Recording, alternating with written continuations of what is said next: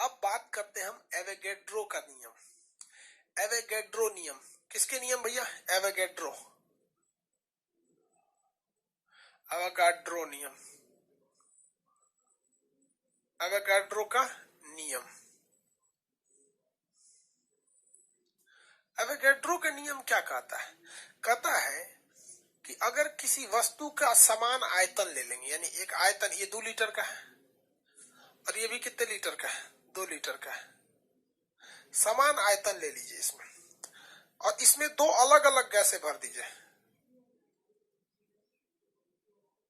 आयतन क्या होना चाहिए? समान होना चाहिए।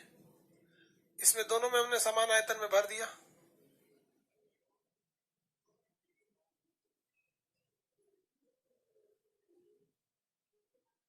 ससुरा मिटाइए दिया ही।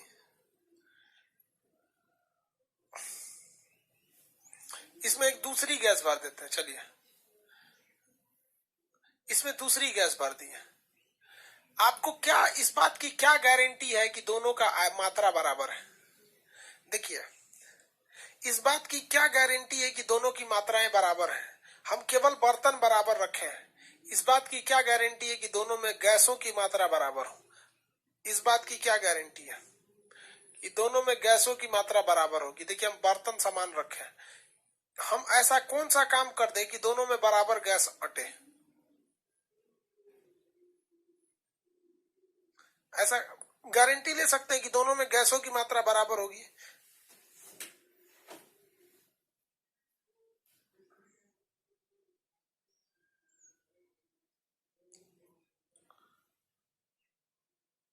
भैया बताइए। एक आदमी का कहना है कि सर टेम्परेचर को कांस्टेंट कर दीजिए। टेम्परेचर को क्या कर दीजिए? कांस्टेंट कर दीजिए। कांस्टेंट मतलब टेम्परेचर के साथ छेड़छाड़ मत कीजिए। ये ना कि एगो गर्म कर देंगे तो भाग जाएगा, एक ठंडा कर देंगे तो बैठ जाएगा। क्या केवल टेम्परेचर को कांस्टेंट करने से दोनों में मात्राएं बराबर हो जाएंगी? आप जरा सोच के देखिए, क्या केवल टेम्परेचर बराबर कर देने से मात्राएं बराबर हो जाएंगी? हाँ,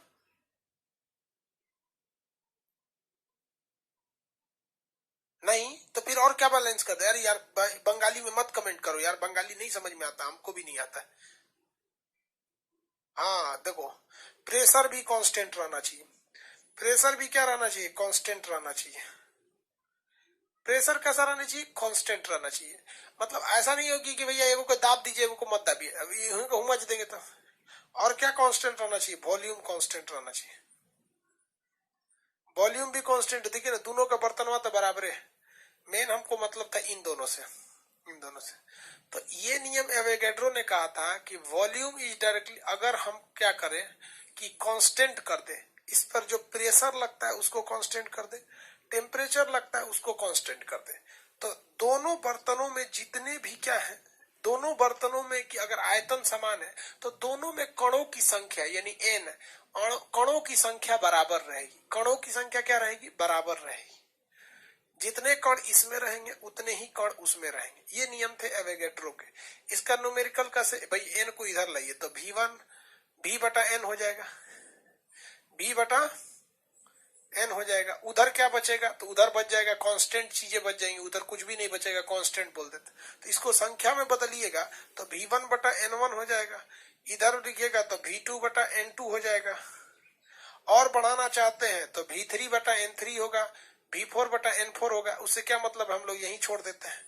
ये एक नियम हो जाएंगे किसके? एवोगैड्रो संख्या के। किसके नियम हो जाएंगे? एवोगैड्रो संख्या का। अब इस नियम पे आपको न्यूमेरिकल पूछेगा, ये थोड़ा अलग रहेगा।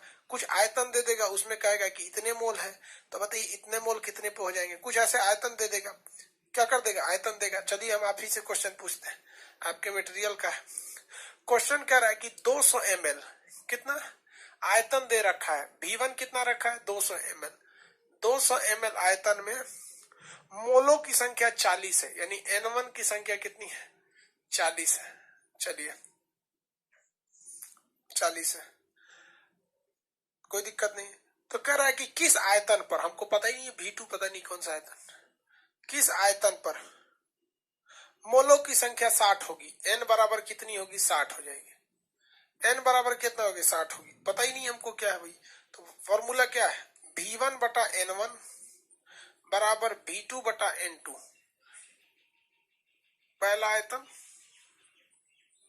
200, पहला संख्या 40, V2 का पता ही नहीं है, N2 का मतलब 60, 0 से 0 कट गया, इससे इसको काटिए, कितनी बार में? 50 बार में, 6 पचे 30, 300,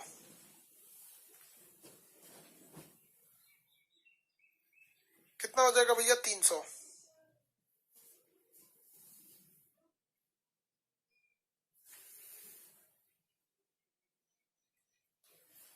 कितना होगा? 300। अरे यार इसमें तो कोई फॉर्मूले नहीं है, इसमें कोनो फॉर्मूले नहीं है पूरा चैप्टर में। एगो ई फॉर्मूला, एगो P1 V1 बटा P2 V2, हो गया काम खत्म, पूरा फॉर्मूले बन गया इसमें। खजुआट हो गया काम को। अभी तक हम आपको जितना पढ़ा रहे थे ना, ये उन गैसों के बारे में बता रहे थे जो दुनिया में है, यानी वास्तविक गैस। अब एगो बोका टाइप का गैस होता है आदर्श गैस, बोका टाइप का गैस होता है आदर्श गैस। उससे थोड़ा आदर्श गैस अजीब चीज होता है। पहले यहाँ देखिए, एक होता है STP, एक होता है NTP, एक होता है रूम टेम्परेचर।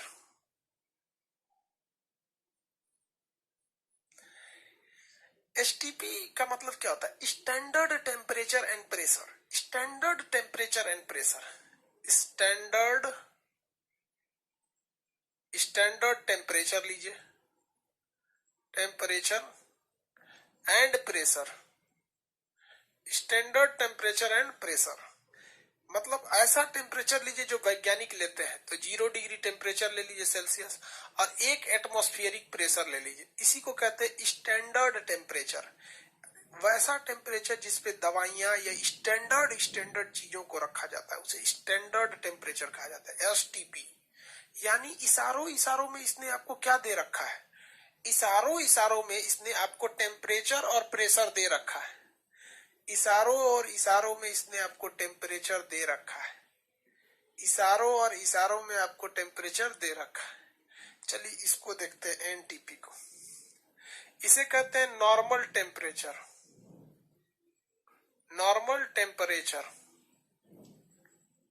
And pressure.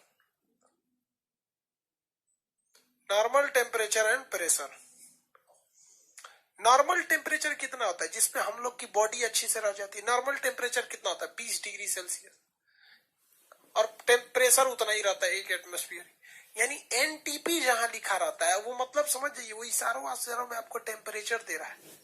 इशारों में आपको क्या दे रहा है? टेम्परेचर दे रहा है। क्या दे रहा है? टेम्परेचर दे रहा है, और प्रेशर भी दे रहा है। RT का मतलब क्या होता है? Room temperature. रूम टेम्परेचर, हमारे और आपके घर का रूम टेम्परेचर कितना होता है? रूम टेम्परेचर ये 27 डिग्री सेल्सियस होता है। कमरे का तापमान क्या हो गया? कमरे का तापमान, रूम टेम्परेचर। तो ये STP और NTP जो होते हैं ना, ये होता है आपका सामान्य ताप एवं ताप पर, NTP पर, वो STP पर। STP और NTP एक शॉर्टकट तरीका है जिसमें आप टेम्परेचर और प्रेशर को बताते हैं। NTP का मतलब होता है नॉर्मल, जिसे आप बर्दाश्त करते हैं, अच्छा से रह सकते हैं नॉर्मल 20 डिग्री पर। आप गाड़ी वगैरह में चलाइएगा या AC में रखिएगा तो नॉर्मली AC 20 डिग्री सेल्सियस पे रहती है, नॉर्मल टेम्परेचर पे रहती है। 20 से नीचे आने लगता है ना तो AC में ठंडा लगने लगता है, और 20 से ऊपर जाता है तो AC का मजा नहीं आता है। AC का जो मजा है वो 20, 18, 20, 18, 20। अब कुछ लोग को एकदम गर्मी के दिन में सोचते हैं बर्फ में घुस जाए, तो सोच रहा है 17 पे घुस जाओ। आगे बढ़े।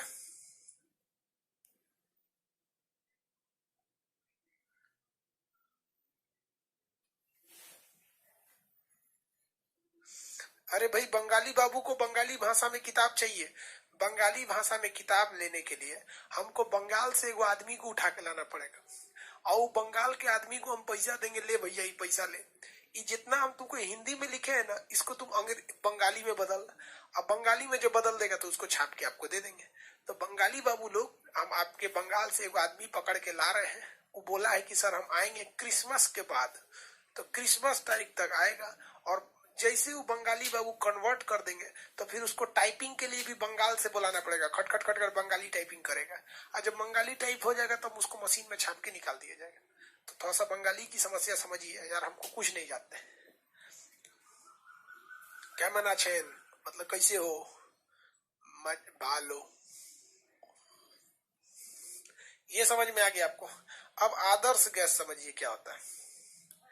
आदर्श गैस का समीकरण, भैया ये गैस दुनिया में है ही नहीं है। आदर्श गैस का समीकरण, गैस का समीकरण,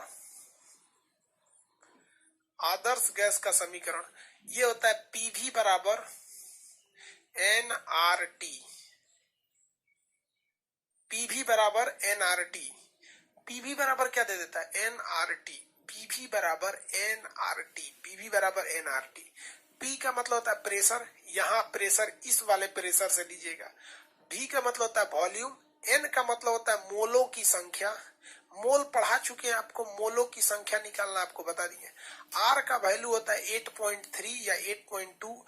टी का मतलब होता है टेम्परेचर, टी का मतलब टेम्परेचर। यहाँ आर एक गैस कांस्टेंट है। आर क्या है भैया, एक गैस कांस्टेंट है। आर एक गैस कांस्टेंट है जिसका वैल्यू कितनी होती है भैया, 8.2, 8.314 जूल प्रति मोल केल्विन। मोल केल्विन 8 ये याद रखिएगा, ये कई बार पूछा हुआ क्वेश्चन है।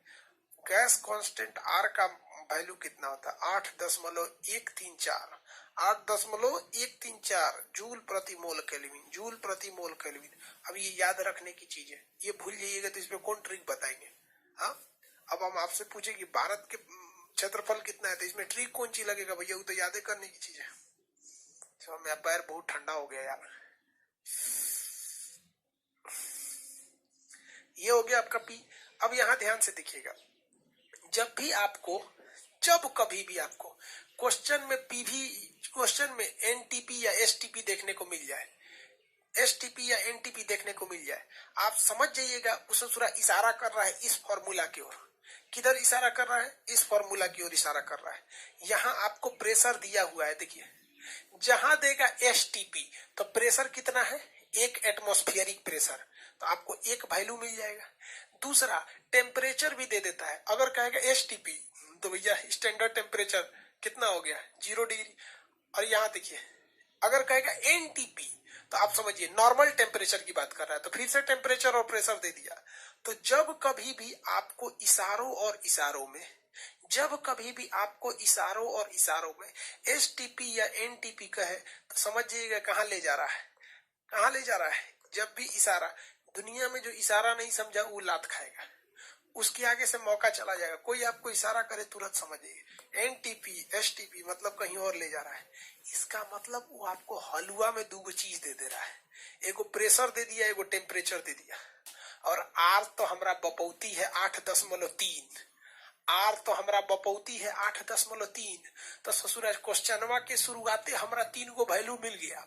कहेगा एसटीपी पर एगो गैस का चीज, अरे गोली मार ससुराज, तू शुरू करेगा एसटीपी तो हमको प्रेशर पता चल गया। आर का वैल्यू हमारा बपौती है, जिस तरह जी की वैल्यू 9.8 ये। अब तू ससुरा क्वेश्चनवा में कुछ न कुछ तो देगा। अब चाहे तू वॉल्यूम देके मोल की संख्या पूछ, चाहे ते मोल देकर वॉल्यूम की संख्या पूछ, ते पूछेगा इन्हीं दोनों में से कोनो एगो, या तो वॉल्यूम पूछेगा या तो मोल पूछेगा। क्वेश्चनवा के शुरुआते हमारा आधा क्वेश्चन सॉल्व हो जाएगा। जैसे कहेगा एसटीपी दाएं दे, टेम्परेचर प्रेशर आगे लो, एनटीपी दाएं दे आ जाएगा। और कहेगा एसटीपी पर इतना तो इतना बताइए कितना, हाँ नहीं निकल जाएगा।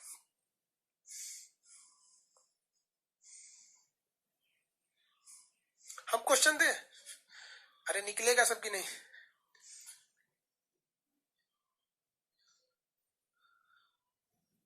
अरे किसी को दिक्कत है तो बोलो भाई।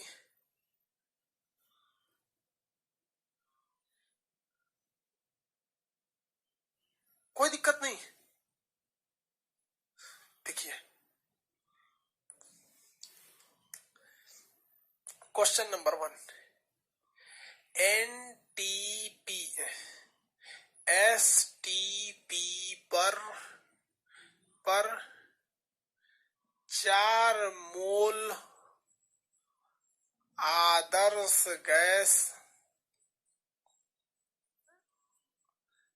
का आयतन, आयतन ये ससुरा या तो मोल पूछेगा या तो आयतन पूछेगा, तो हम पहले ही बताए थे, या तो आयतन पूछेगा या तो मोल पूछेगा। आधा चीज तो अपने बक दिया है एसटीपी में, आधा चीज तो ये बक दिया है एसटीपी में।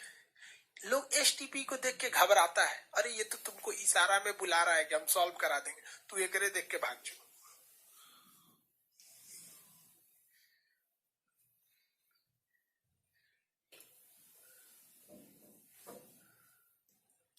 आनंद प्रकाश कह रहा है कि सर हीटर लगा लीजिए, ठंडा ही नहीं देखेगा कि आप हिंदी मीडियम के हैं कि इंग्लिश मीडियम के। बतिया सही है, ये चैप्टर कंप्लीट हो जाएगा तो हम घुस जाएंगे कंबल में, समझा।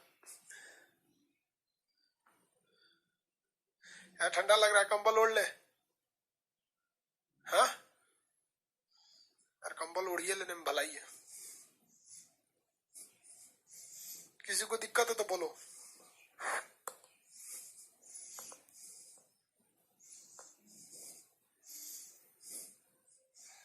बहुत हैवी कंबल हो जाएगा लेकिन।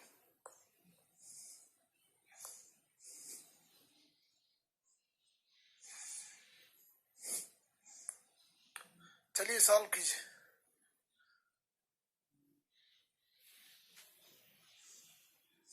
ये सॉल्व कीजिए, ये सॉल्व कीजिए, आंसर दीजिए। हम आंसर लगा के घुस जाएंगे। आज हमको बहुत ठंडा लग रहा है, हाथ में एकदम मतलब अजीब हो गया है यार।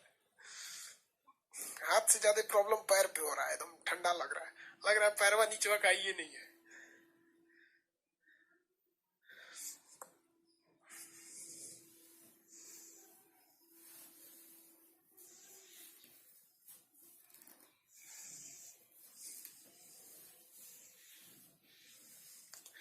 देखिए भाई साहब, यहाँ देखिए प्रेशर कितना आता है, 1 एटमॉस्फेरिक प्रेशर।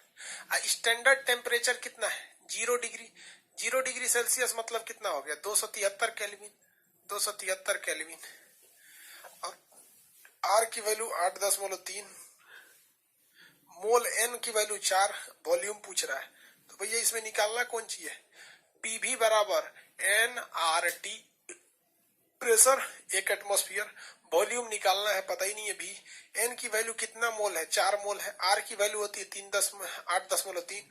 टेम्परेचर कितना है, 273। 273 सॉल्व करिए, कितना आ रहा है, सॉल्व गुणा कर लीजिए, खत्म। गुणा कर लेंगे, खत्म हो जाएगा।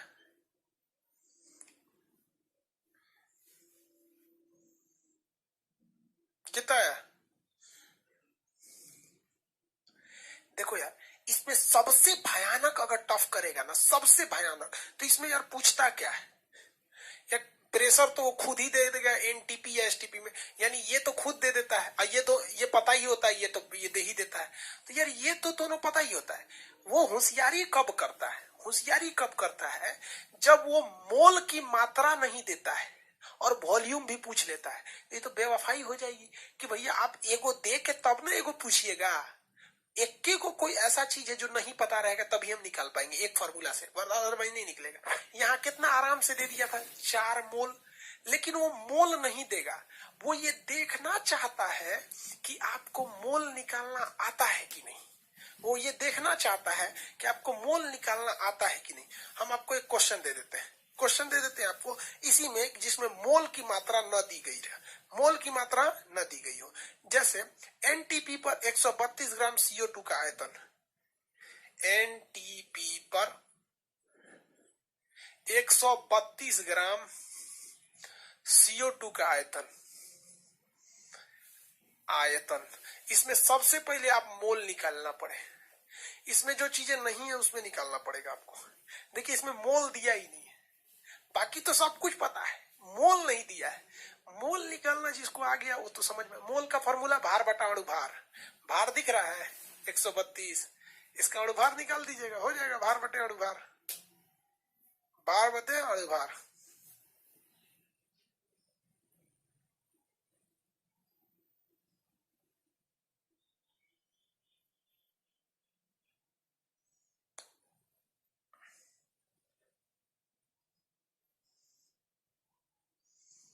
कितना मोल आया, जितना मोल आया निकाल दीजिए, 44 होगा, 3 मोल आएगा, फिर फॉर्मूला पर रख दीजिएगा, हो जाएगा, फॉर्मूला पर रख दीजिएगा, हो जाएगा। अगला टॉपिक है ग्राहम का का विसरण नियम, diffusion law of Graham, Graham का विसरण नियम।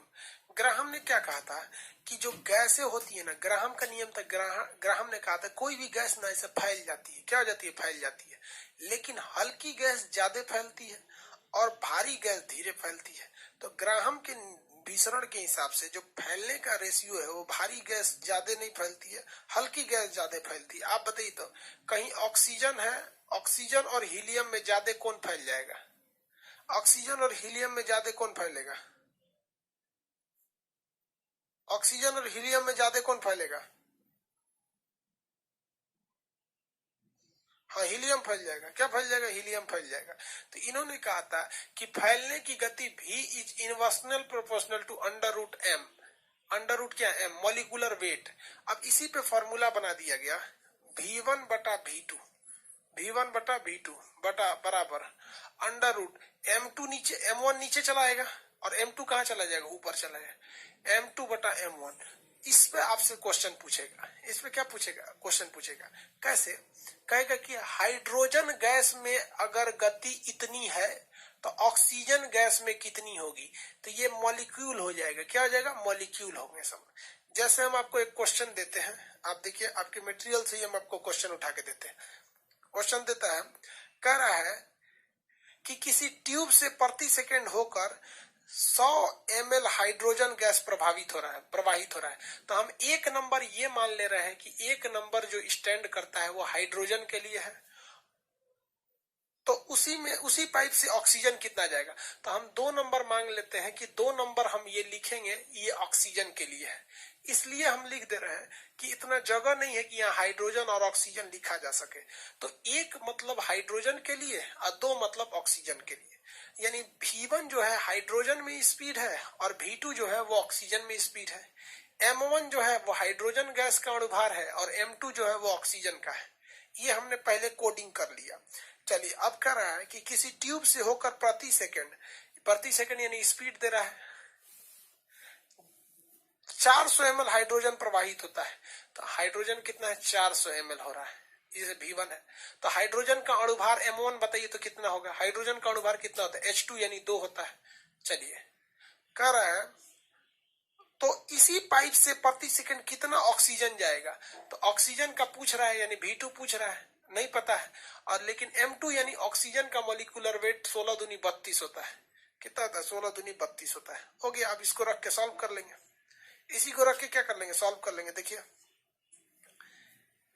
V1 बटा V2, V1 कितना है? 400 ml, V2 क्या है पता करना है, V2 बराबर अंडर रूट M2 कितना है? 32 बटा M1 यानी इसका वेट कितना है? ये 2। ये देखिए, ये हो गया 400 बटा V2। इसको काटेंगे तो 16 बार में कटेगा, रूट हटाएंगे तो 16 में 4 का स्क्वायर होता है, 4 से इसको काटेंगे कितनी बार में कटेगा? 100 बार में। तो V2 कितना हो गया? V2 का वैल्यू आ गया 100। ये क्वेश्चन आपको हमेशा पूछेगा और इत्तेफाक देखिए, आपको कसम खा लीजिए कि एग्जाम में वो हाइड्रोजन और ऑक्सीजन ही गैस देगा। रीजन क्या है कि इन्हीं दोनों गैस को काटते हैं तो वर्गमूल 16 आ जाता है और आराम से बाहर निकल जाता है। बाकी किसी गैस को काटते हैं तो जल्दी आता नहीं है, वो स्क्वायर में नहीं अंडर आ पाता है, दशमलव में हो जाता है। इसलिए एग्जामिनर समझता है कि लड़के का बुद्धि देखना है, कैलकुलेशन थोड़े देखना है आजकल कैलकुलेटर के जमाना में, तो यही देता है। हम यहाँ M2 देखिए, यहाँ M1 की जगह हम हाइड्रोजन लिख देते हैं और उसके जगह ऑक्सीजन लिख देते हैं। उससे अच्छा पहले ही लिख देंगे भैया 1 जहां लिखेंगे उसका मतलब हाइड्रोजन है, 2 जहां लिखेंगे उसका मतलब ऑक्सीजन है। आप इसी फॉर्मूला को याद कर लीजिए, क्वेश्चनवा सहित याद कर लीजिए, ये क्वेश्चनवा पूछेगा, ये क्वेश्चनवा सहित याद रखिए, एग्जामवा में ये क्वेश्चनवा पूछेगा।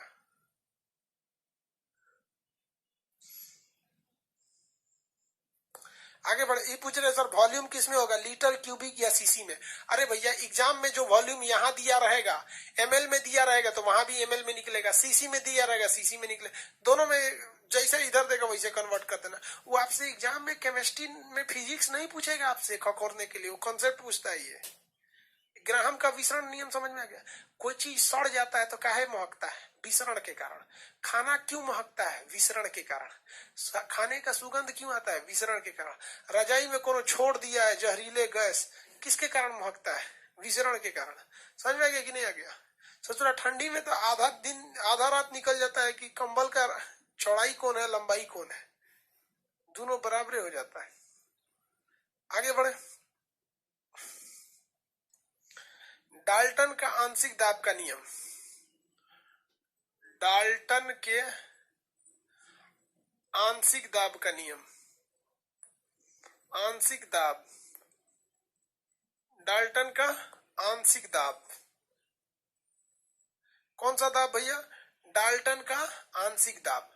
डाल्टन का आंशिक दाब क्या कह रहा था भैया, ये बच्चों वाला चीज है। देखिए कह रहा है कि अगर इसमें नाइट्रोजन हाइड्रोजन गैस है, नाइट्रोजन गैस है, इसमें हीलियम गैस है, तो ये अलग अलग गैस है। तो देखिए अलग अलग गैस जितना दबाव लगाएंगी वो मिलकर भी उतना ही दबाव लगाएंगी। अगर वो रिएक्शन नहीं करी तब, जैसे मान के चलिए ये दो लगाया, ये दो लगाया, दो लगाया, टोटल 6 दबाव लगाएगा, लेकिन वो रिएक्शन नहीं करना चाहिए। तो परस्पर अभिक्रिया न करने वाली गैसों को, यानी जो आपस में रिएक्शन नहीं करने वाली गैस है, अगर उन्हें किसी बंद बर्तन में लगा रखते हैं तो उनके अलग अलग जितना दबाव लगाया जाता है सारे दबावों को जोड़ देंगे तो वो एक्यूरेट अपना दबाव लगाती है। इसमें कुछ पढ़ने का चीज नहीं है। ये लाइन से पूछेगा कि क्वेश्चन क्या पूछेगा इस तरह से कि परस्पर अभिक्रिया न करने वाली गैसों को यदि बंद बर्तन में रखा जाए तो उनका दबाव किससे निकलता है, तो डाल्टन के नियम से। ये दो दो दो टोटल कितना हो जाएगा, चार। लेकिन क्वेश्चन आपको ऐसे नहीं देगा, वो क्वेश्चन दे देगा इनमें से कौन सा गैस डाल्टन के नियम पर काम नहीं करता है। तो भैया डाल्टन के नियम वही काम नहीं करता है जहां आपस में रिएक्शन हो जाता है। जैसे देखिए ये कोई बर्तन है, इसमें हम हाइड्रोजन गैस भी रख दिए, इसमें हमने क्या रख दिया, नाइट्रोजन गैस भी रख दिया, इसमें हमने क्लोरीन भी गैस रख दिया, तो भैया ये HCl बना लेगा धाए से। क्या बना लेगा, HCl। क्या बना लेगा, HCl। तो डाल्टन का नियम तब लगता है जब आपस में क्रिया नहीं करे तब। अगर आपस में क्रिया नहीं करेंगी तो आप बता सकते हैं कि अंदर जाके ये कितना दबाव लगाएगी, क्योंकि आप बाहर में नाप लीजिए हाइड्रोजन का कितना दबाव है, बाहर में नाप लीजिए हीलियम का कितना है, बाहर में नाप लीजिए नाइट्रोजन का कितना है, और उसके बाद भर दीजिए। तो आपको अंदर नापने की जरूरत नहीं है, जो बाहर में नापे उसी को अंदर जोड़ दीजिएगा। लेकिन अगर कोई रिएक्शन करने वाली गैस को जोड़ दिए नाप के कि चलो 2-2 लीटर सबनी को डाले हैं तो टोटल अंदर 6 होगा, लेकिन अंदर रिएक्शन कर देगा तो दूसरा हो जाएगा, उसका दबाव यानी प्रेशर बदल जाएगा। और जेन्युइन है कि अगर रिएक्शन नहीं कर रहा है तो एक गैस है, इसका प्रेशर कम रहेगा, और रिएक्शन करके हाइड्रोक्लोरिक एसिड बना लेगा, वो लिक्विड हो जाएगा, उसका रिएक्शन अलग रहेगा। तो रिएक्शन करने वाली गैसों पे डाल्टन का नियम नहीं लागू होता है। डाल्टन का नियम समझ में आ गया, इसके साथ गैस चैप्टर खत्म हो जाता है। समझ में आ गया। VIP boy, volume is direct, VIP boy, Charles का नियम, चार्ल्स टीवी देख रहा है, सब कुछ का उपाय एक गो है। देखिए अगर ये वाला क्वेश्चन याद रखिए, ग्राहम का नियम ये हमेशा पूछेगा और यही न्यूमेरिकल देगा, दूसरा कुछ नहीं, यही वाला देगा। आंसर आएगा आपको 100, या तो फिर पूछ देगा अनुपात कितना होगा, मतलब रेशियो टाइप का पूछ देगा। एक एनटीपीएसटीपी पे पूछेगा यहाँ पर, तो याद रखिएगा इसमें क्या देगा, या तो खड़े खड़े मोल की वैल्यू दे देगा, नहीं तो मोल निकलवा के आपसे आयतन पूछेगा। पीवी बराबर एनआरटी, इसमें याद रखिएगा आर की वैल्यू 8 होती है, 314। यहाँ देखिए ये एवोगैड्रो का नियम है कि अगर तापमान और प्रेशर कांस्टेंट रखेंगे तो समान आयतन में अणुओं की संख्या समान होगी। ये भैया रामबाण P1 V1 बटा T1 बराबर P2 V2 बटा T2। जो नहीं दिखे ससुरा को कांस्टेंट मार दीजिए, हटाइए दीजिए, जो नहीं दिखे उसे हटा दीजिए, बाकी पे सॉल्व कर दीजिए। ये किसका नियम है, गैलुसाक का नियम है, टीपी, गैलुसाक का नियम। अगला वीआईपी बॉय, क्या है, VIP boy, volume is directly inversely proportional to pressure, boy से बॉयल्स का नियम। चार्ल्स के नियम ये हो गए, चार्ल्स टीवी देख रहा है। आदर्श गैस जो दीवारों पे दबाव नहीं लगाती है, वास्तविक गैस जो दीवारों पे दबाव लगाती है, बहुपरमाणु, एक परमाणु, ये सारी गैसें हो गई। गैस हो गया। लास्ट में हम लोग पीरियोडिक टेबल पढ़ेंगे, जब तक हम आपको वो क्या कर देंगे, डाल देंगे वो पीरियोडिक टेबल का क्वेश्चन। इतना याद रखिए कि बहू जिस लड़के को पीरियोडिक टेबल आ गया उसका रेलवे में 6 क्वेश्चन कोई छीन नहीं सकता है। रेलवे में पीरियोडिक टेबल से इतना क्वेश्चन पूछा, इतना क्वेश्चन पूछ रहा है जिसका कोई हद नहीं। समझ में आ गया। चलिए